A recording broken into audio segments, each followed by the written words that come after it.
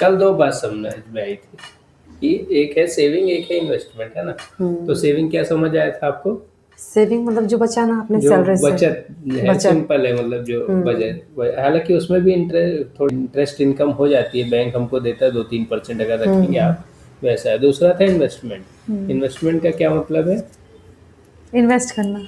हाँ, इन्वेस्ट करना, लेकिन हमको सेविंग की जगह इन्वेस्ट क्यों करना है? मतलब वो एक पता होना चाहिए ना।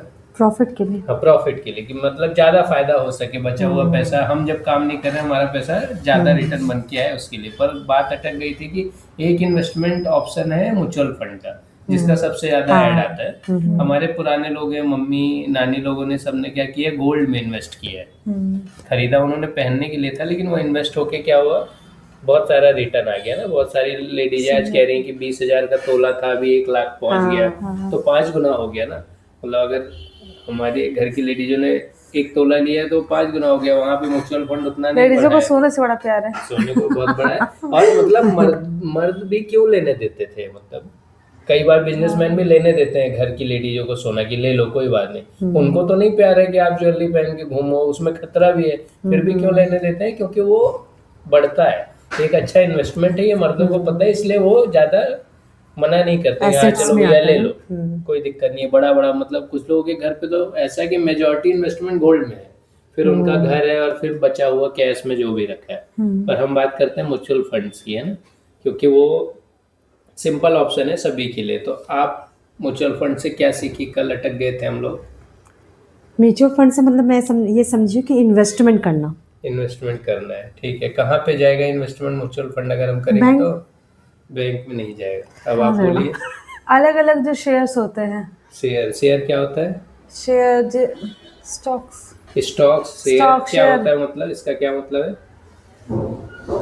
जैसे मान लीजिए कोई बड़ा ग्रुप है। बड़ा ग्रुप है, बड़ा ग्रुप कोई भी एक बड़ा ग्रुप ले लीजिए, टाटा कंपनी, का ले लीजिए, टाटा का कंपनी का लीजिए, ले हाँ, लीजिए। टाटा उसके कंपनी, अंदर भी अलग अलग सब ग्रुप्स आते हैं, सब ग्रुप आते क्योंकि हैं। वो भी अलग अलग कंपनी को हायर कर लेते हैं, जो छोटे छोटे कंपनीज होते हैं। ठीक तो है। अब वो क्या है, आपका क्वेश्चन क्या था? भूल गई। शेयर, स्टॉक क्या आपने बोला? शेयर हाँ में करना है, हाँ। म्यूचुअल मतलब शेयर में करना है। तो हम बड़ी वाले को देंगे, मतलब बड़ी कंपनी को, टाटा को माने दे दिए, तो वो क्या करेगी, छोटी छोटी कंपनी को हमारे अलग अलग शेयर, मतलब हमारा जो इन्वेस्टमेंट को डिवाइड दिया है उसको अलग अलग कंपनीज में छोटा छोटा पैसा देगी। ठीक, आप लोगों ने शायद रिसर्च नहीं कर पाए, कोई बात नहीं, आज करना है ना। हाँ। आज जहाँ पे हम रुकेंगे वहां पे करना है। तो म्यूचुअल फंड का नाम ऐसा है, म्यूचुअल, आप टीचर है तो उससे म्यूचुअल का क्या मतलब होता है? संगठित, संगठित, म्यूचुअल अंडरस्टैंडिंग। Mutual understanding. तो म्यूचुअल फंड मतलब इनका फंड, मेरा फंड, आपका फंड, हम जब एक जगह रखेंगे तो वो हो गया म्यूचुअल फंड। ठीक है।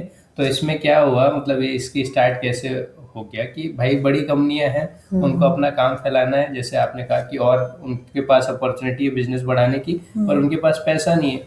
तो एक ऑप्शन है कि बैंक से वो पैसे ले ले, लोन पे ले ले, या बड़े लोगों से ले ले। पर बैंक के पास भी कई बार लिमिटेड पैसे होते हैं, और पब्लिक, सपोज इस देश में 100 करोड़ लोग हैं, सबके पास थोड़ा थोड़ा पैसा है। तो वो पैसा कंपनियों को अगर दिया जाए तो कंपनी के पास बहुत सारे पैसे हो जाएंगे वो काम करने के लिए। और कंपनी जब ग्रो करेगी, बढ़ेगी, तो आपका जो उसमें हिस्सेदारी है वो बढ़ जाएगा। वो 0.1% की हिस्सेदारी हो, या 1 की हो, या 10% की हो। तो मतलब म्यूचुअल फंड आपको ये मौका देता है कि आप कंपनी के को ओनर बन सकते हैं। स्टॉक शेयर आपको ये मौका देता है कि आप को ओनर बन जाएंगे। पर म्यूचुअल फंड का क्या है, ग्रुप ऑफ कंपनीज में जब कोई एक अच्छा फंड मैनेजर, जो इंटेलिजेंट आदमी है, जो इस इंडस्ट्री से जुड़ा हुआ है, वो आपसे थोड़े थोड़े हम सबसे पैसे लेगा, और कंपनियों के ग्रुप में एक ग्रुप बनाएगा, 10 कंपनी, 20 कंपनी, 30 कंपनी, और उसमें इन्वेस्ट कर देगा।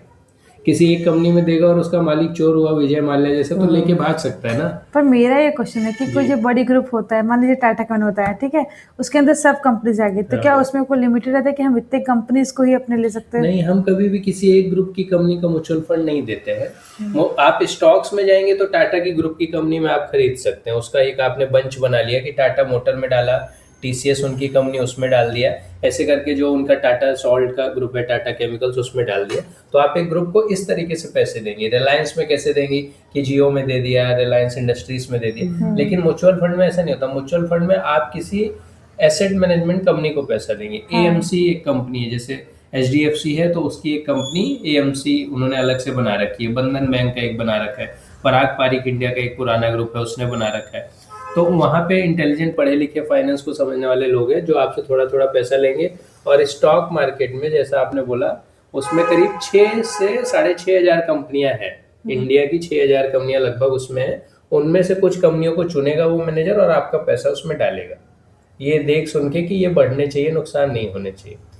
इतना समझ आया? आगे लेकिन थोड़ा स्टॉक अलग है, वो समझ लेते हैं। स्टॉक मार्केट है, स्टॉक मार्केट में स्टॉक्स है 5 से 6,000। तो कंपनियों को पैसे की जरूरत थी अपना काम बढ़ाने के लिए, इसलिए वो लोग लिस्ट होते हैं वहां पे।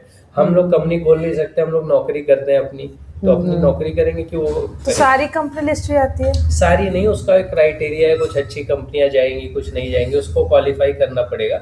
और तो कर्ज का तो है उनके पास ऑप्शन कि वो बैंक में जाके लोन ले सकते हैं और उसमें अपना काम बढ़ा सकते हैं। लेकिन एक ये अच्छा मॉडल दुनिया में कैसा है कि हमसे थोड़े थोड़े पैसे ले लें ताकि पब्लिक का भी फायदा हो सके। अभी एक मैं इसका हिस्ट्री बताता हूँ तो आसानी से समझ आएगा कि 1600 शताब्दी में, 1600 के टाइम पे ईस्ट इंडिया कंपनी सुना है? तब वो नहीं थी, तब डच ईस्ट इंडिया कंपनी थी। डच ये कंट्री यहाँ डच है, जर्मनी के पास नीदरलैंड जो है उसको डच बोलते हैं। नीदरलैंड जो कंपनी है वो पहले हमारे देश में आई थी। तो वहाँ क्या होता है, जैसे आज हम लोग इंडिया से कनाडा, अमेरिका, यूएसए पैसे कमाने के लिए जाते हैं, तो उस टाइम पे फ्लाइट तो थी नहीं, जहाज थे। तो और वो लोग सिर्फ ऐसे कमाने नहीं आते थे, हमारे यहाँ व्यापार करने आते थे कुछ ना कुछ। यहाँ तो कुछ ऐसा था नहीं, एशिया में क्या आएंगे तो नौकरी मिल जाएगी, माइक्रोसॉफ्ट गूगल तो है नहीं यहाँ पे। तो उस टाइम पे क्या होता था, ग्रुप बनता था, वॉयाज बोलते हैं ना उसको, आपने सुना होगा कि वो दस्ता चलता था। तो शिप बनाने में बहुत खर्चा आता था, समुद्री जहाज बनाना है जो कि महीनों तक चलेगा, इतना स्पीड नहीं था जितना आज स्पीड है, तो महीनों तक चलेगा। उसमें सैकड़ों लोग होंगे और वो सैकड़ों लोगों को अजीब बीमारियां भी लग जाती थी। कई बार जब वेदर चेंज हो जाता था तो बीमारी लग जाती थी और रास्ते में सारे मर भी सकते थे। तो जो व्यापारी वहां से आके यहाँ मसाले का व्यापार करना चाहता था या किसी अनाज का, तो वो करना चाहता था, तो उसको रिस्क था कि वो सारा पैसा अगर लगाएगा और लेके चलता है पूरे दस्ते को और बीच में कुछ हो गया तो नुकसान हो जाएगा। तो पहली बार डच ईस्ट इंडिया कंपनी ने 1600 के टाइम पे ये ऑप्शन दिया था वहां के नागरिकों को कि अगर आपके पास थोड़ा थोड़ा पैसा है तो आप हमें दीजिए, अगर ये मिशन हमारा सफल हुआ तो जो आएगा, जिस हिस्से में आपने पैसे लगाए हो और फायदा, मान लीजिए 100 रुपया इकट्ठा हुआ और 200 रुपया का व्यापार हुआ तो डबल हो गया, तो उस रेशियो में आपको पैसे मिल जाएंगे। तो ये वहां से स्टार्ट हुआ, पहली बार ऐसा हुआ था। अच्छा। यहाँ से बना शेयर का ऑप्शन कि आपकी हिस्सेदारी इसमें बन गई। फिर 1602 के आसपास नीदरलैंड का जो एम्स्टर्डम सिटी है, जैसे इंडिया का दिल्ली है, न्यूयॉर्क है अमेरिका में, तो वहाँ पे एम्स्टर्डम है। एम्स्टर्डम में पहला स्टॉक एक्सचेंज बना, जैसे इंडिया का बॉम्बे में बना तो बॉम्बे स्टॉक एक्सचेंज नाम रखा, न्यूयॉर्क में बना तो न्यूयॉर्क स्टॉक एक्सचेंज रखा हुआ है, संघाई में बना चाइना में तो संघाई स्टॉक एक्सचेंज, वैसे एम्स्टर्डम में बना तो उसका नाम रखा एम्स्टर्डम स्टॉक एक्सचेंज। और ये सिलसिला चालू हो गया कि जिसको भी ये करना था, अपनी फौज इकट्ठा करके, आदमी वाली नहीं, व्यापारियों की, जाना है एशिया में, आना है चाइना में, इंडिया में, फिलीपींस, इंडोनेशिया, तो वो लोग पैसे इकट्ठा करें, फायदा हुआ तो बढ़िया, नुकसान हुआ तो थोड़ा थोड़ा सबका जाएगा। अभी काफी, जैसे 1700 के आसपास अमेरिका में आ गया था, 1792 के आसपास। तो आपको मैं समझाना चाह रहा था कि क्यों ये स्टॉक शेयर बार बार बोले तो समझ नहीं आता है, और वो कहानी सुने ना कि अच्छा इस तरीके से हिस्सेदारी दी गई तो समझ आता है। अब आज जो भी कंपनी है, टाटा मोटर है, रिलायंस है, HDFC, ICICI, इनको जिनको भी अपना पैसा काम बढ़ाना है वो आपको बोलेंगे कि आपके पास पैसा है, हमको हिस्सेदारी दीजिए, हमारा स्टॉक या शेयर ले लीजिए, दोनों एक ही बात। ठीक है, अभी समझ आ गया म्यूचुअल फंड। ठीक है, अब आपके पास 10,000 रुपये है, अब आपको म्यूचुअल फंड में इन्वेस्ट करना है, कैसे करेंगे? अगर इनकम जैसे मान लीजिए 10,000 है आज आपकी, इस महीने की इनकम से आपके पास 10,000, 20,000 जो भी एक अमाउंट है बच गया। अब आपको समझ आ गया ना म्यूचुअल फंड से पैसे बनेंगे बढ़िया। गोल्ड से भी बनते हैं, म्यूचुअल फंड से भी बनते हैं, पर गोल्ड 10,000 रुपये में कौन लेने जाता है, थोड़ा उसके लिए 1 लाख, 2 लाख, 3 लाख होना चाहिए। जमीन से भी पैसे बनते हैं, जमीन में भी 10 लाख, 20 लाख, करोड़ की जमीन खरीदना, पर इसमें तो लोग कह रहे हैं कि आप कल कह रही थी ना कि 100 रुपए भी कर सकते हैं, आप कह रही थी 500 भी कर सकते हैं, तो कहाँ करें, कहाँ करें? तो ये मैं आपसे पूछ रहा हूँ। मेरा भी क्वेश्चन है, आप समझ तो गए कि वाह मजा आ गया, अभी कुछ मिल गया, हम नौकरी के साथ भी अपनी अर्निंग सेविंग को और अच्छा बढ़ा सकते हैं इन्वेस्ट करके। तो अब आप म्यूचुअल फंड समझ गए, अब आप कैसे करेंगी, कहाँ से करेंगी? पैसे चले गए तो वो तो अगला सवाल है, मेजर सवाल यहाँ पे कि कहाँ से करेंगे।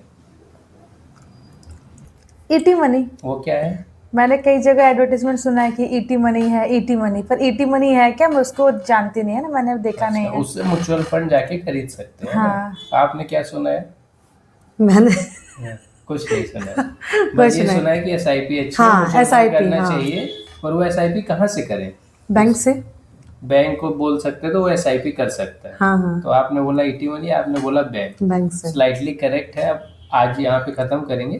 कल आप लोग कैसे कहाँ कहाँ से म्यूचुअल फंड खरीद सकते हैं, एक सवाल कि म्यूचुअल फंड में हम एसआईपी कहाँ कहाँ से कर सकते हैं, और दूसरा सवाल कि कितने टाइप के म्यूचुअल फंड्स होते हैं।